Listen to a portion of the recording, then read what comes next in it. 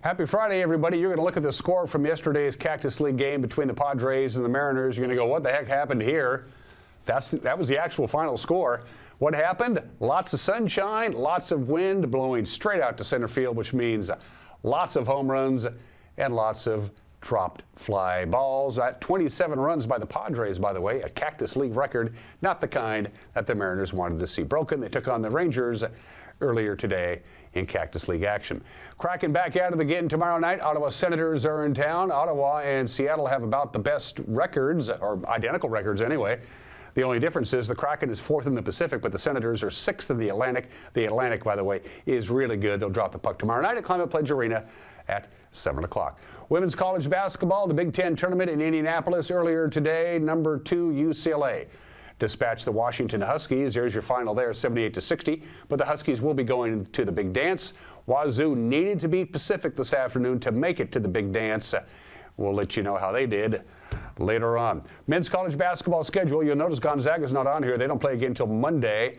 But here's what's happening today in the West Coast Conference Tournament in Las Vegas. Wazoo will take on Portland at 6 o'clock tonight, 8 o'clock on Saturday. Tomorrow in Eugene, it's the Huskies and the Ducks, the last regular season game of the year for both of those teams before the Big Ten tournament begins next week.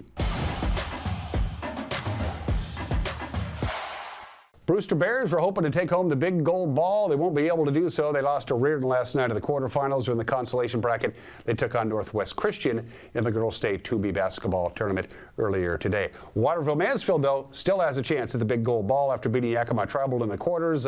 They'll take on Garfield-Palouse tonight at 9 o'clock in the semifinals. Pateris is in the consolation bracket. They took on Cross Point Christian at 12:15 this afternoon. Chelan lost to Zilla last night in the consolation bracket earlier today. They lost to Andy Wright. The final there in overtime was 49-44 for the Chelan Goats. Great year, but it ends without a trophy. Okanagan has a chance to take home the big gold ball after beating Tri-Cities Prep last night. They'll take on Colfax in the semifinals tonight at 7:15. Amara Cooley Heartline knocked off Columbia Adventist last night. They're in the semifinals.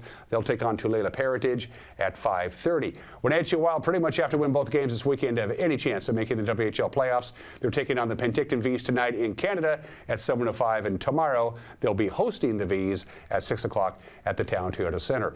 It is back again, Rails and Ales in downtown Wenatchee. And in downtown Wenatchee, it's our new sports director. Here's Cade Calvin. By Saturday evening, this entire area will be covered with snow as skiers and snowboarders prepare to compete in the annual Rails and Ales event. Rails and Ales is probably one of the largest annual downtown rail jams in the country, actually. Matt Kung, the marketing manager for Mission Ridge Ski and Board Resort, says Rails and Ales is a huge draw for thousands of people in the area every year. The event will feature some amazing action, as well as local breweries in the form of a beer garden, live music, and much more.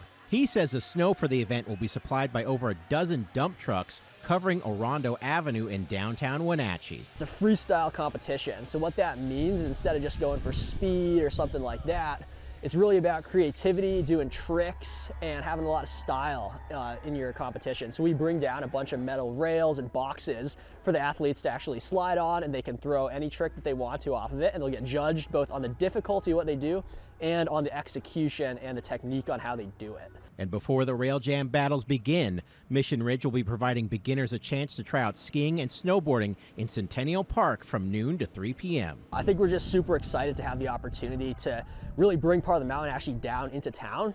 Just give people some exposure who might not naturally be having experience with skiing or snowboarding to the sport that we all love here. So we're just really excited to have an opportunity to get people excited about it and see some cool tricks getting thrown down. The Rail Jam competitions will kick off Saturday at 4:30 p.m.